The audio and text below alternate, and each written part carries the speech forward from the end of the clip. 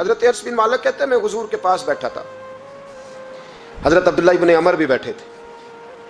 کوئی بات ہو رہی تھی، ایک حجرے میں بیٹھے تھے، دروازے پہ دستک ہوئی، مسند امام احمد میں حدیث ہے،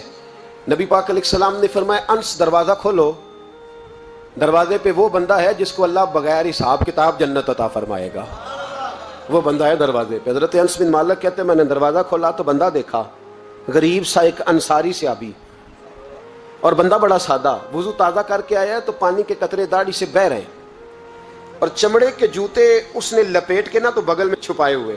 آ کے اتحیات کی حالت میں بیٹھا، حضور سے دو چار باتیں کی، چلا گیا۔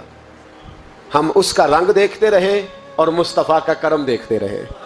اس کو حضور نے جنتی کہا ہے۔ کہتے ہیں اگلے دن اسی ٹائم اسی وقت ہم حضور کے پاس بیٹھے تھے، پھر دروازے پہ دستک ہوئی، حضور نے فرمایا دروازہ کھولو، دروازے پہ وہ بندہ ہے جسے اللہ بغیر حساب کتاب جنت عطا فرمائے گا، بغیر حساب۔ کہتے ہیں دروازہ کھولا اور جیسے ہی میری نظر پڑی، بندہ بھی وہی ہے جو کل آیا تھا اور انداز بھی وہی ہے جو کل تھا، اسی طرح پانی کے قطرے، اسی طرح جوتے بغل میں، السلام علیکم، کل حضور فلاں بات کی تفصیل پوچھنی مجھ سے رہ گئی تھی، غلطی ہوگی، دوبارہ آیا ہو۔ اس نے اپنی گفتگو کی، چند جملوں میں بات سمیٹی، چلا گیا۔ فرماتے ہیں اتفاق کی بات کہ دن تیسرا، بندے بھی ہم دونوں، میں اور عبداللہ ابن عمر، حضرت انس بن مالک کہتے ہیں دونوں بیٹھے تھے، سیم ٹائم سیم ڈے، پھر دستک ہوئی، حضور نے فرمایا دروازہ کھولو، اور مسکرا کے فرمایا دروازے پہ وہ بندہ ہے جسے اللہ بغیر حساب کتاب جنت عطا فرمائے گا۔ کہتے ہیں کھل اٹھے ہمارے چہرے، باہر گئے، دستک ہوئی تھی، دروازہ کھولا۔ فرماتے ہیں مجھے یقین تھا وہی ہوگا جو 2 دن پہلے آیا تھا،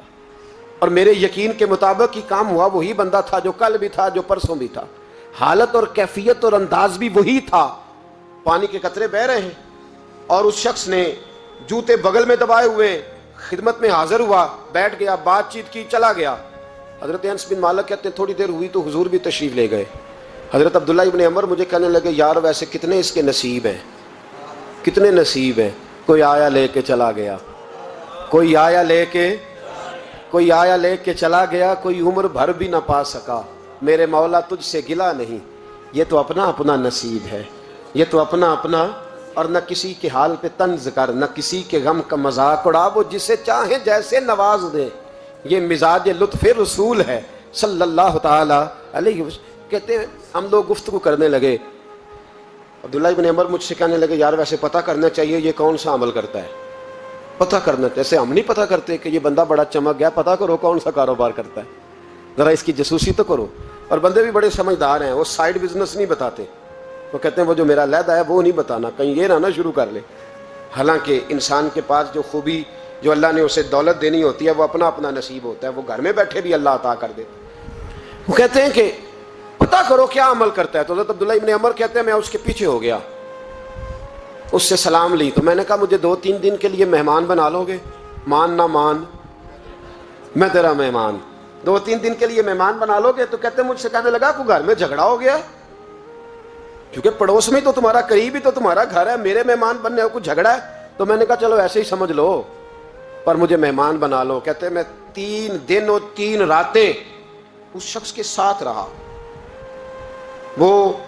کتنا صدقہ کرتا ہے میں نوٹ کرتا رہا، نماز کتنی پڑھتا ہے، اس کا کیا، میں چاہتا تھا کہ وہ عمل مجھے ملے